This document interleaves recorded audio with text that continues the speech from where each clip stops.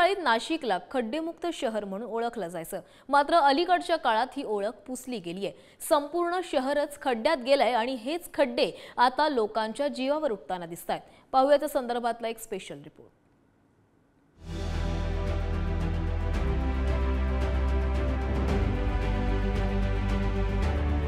मंदिरांचं शहर, धार्मिक नगरी, पर्यटन नगरी आणि वाईन सिटी अशी नाशिकची ओळख आहे।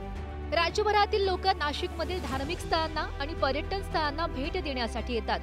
मात्र आता त्याच वाटेत सध्या खड्ड्यांनी अडथळे निर्माण केलेत। हे खड्डे लोकांच्या जीवावर उठले असून नागरिकांना जीव मुठीत घेऊन प्रवास करावा लागतोय।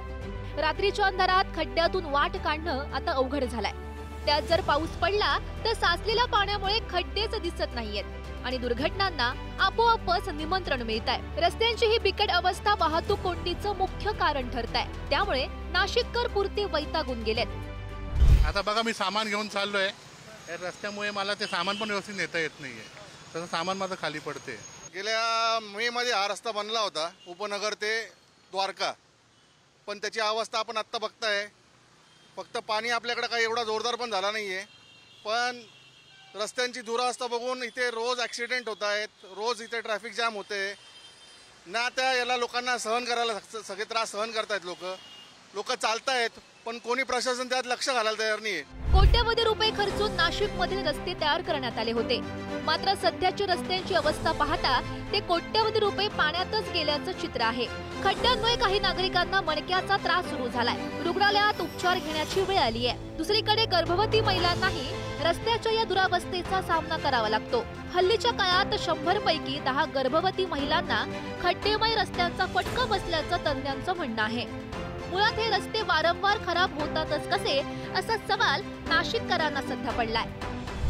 हे खड्ड्यांमुळे उपचारासाठी यावं लागलं, एवढे खड्डे झाले प्रमाणापेक्षा का ते मनकाचा प्रॉब्लेम होऊन गेलाय। मला खूप त्रास होतोय। एक तर कामधंदे जोडून हे उपचार करायला लागू राहिले आम्हाला। एक तर लक्षात नाही आले, खड्डे पाण्यामुळे एवढी जोरात गाडी आदळली ना, त्याच्यामुळे ते पूर्ण मनक्याला प्रॉब्लेम होऊन गेला। इथनं अक्षरशः घरच्यांना उठवावं लागतं आम्हाला धरून हाताला। त्यांनी लक्ष द्यायला पाहिजे, नाही तर मग काय उपयोग नाही, भरपूर जणांना त्रास होईल। आपल्या नाशिक शहरात जे काही रस्ते आहेत त्यांची परिस्थिती अतिशय वाईट आहे। गाडी खड्ड्यात जाते, पुढचं चाक पूर्ण बसलेलं असतं, मध्ये मरती येते, तरी कमरेत, गुडघ्याला आणि मानेला झटके बसतात। माझ्याही गुडघ्याला आणि मानेला एका वेळेला झटका बसला। मी काही फार जोरात होतो किंवा काय असं काही नाही। खड्ड्यात गाडी गेल्यामुळे काय आता जो झटका बसतो जो मणक्याला, आणि मणका आपला जो आहे तो शॉक ऑब्झर्विंगचं काम करतो, बट जे गाडीचा ॲब्झॉर्बर आहे त्यापेक्षा आपल्या मणक्याला जास्त झटका बसतोय।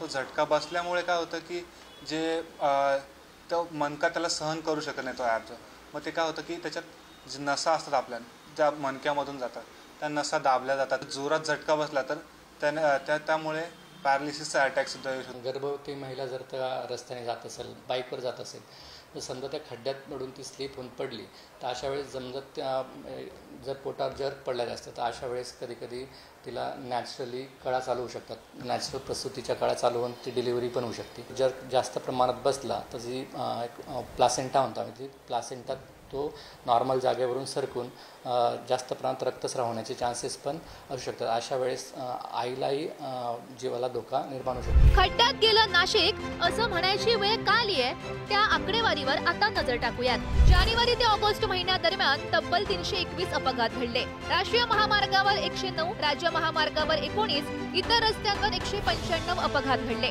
321 अपघातांमध्ये 116 प्रवाशांचा मृत्यू झाला। जागेवरच्या मृत्यूचे प्रमाण 116 पैकी 109 आहे।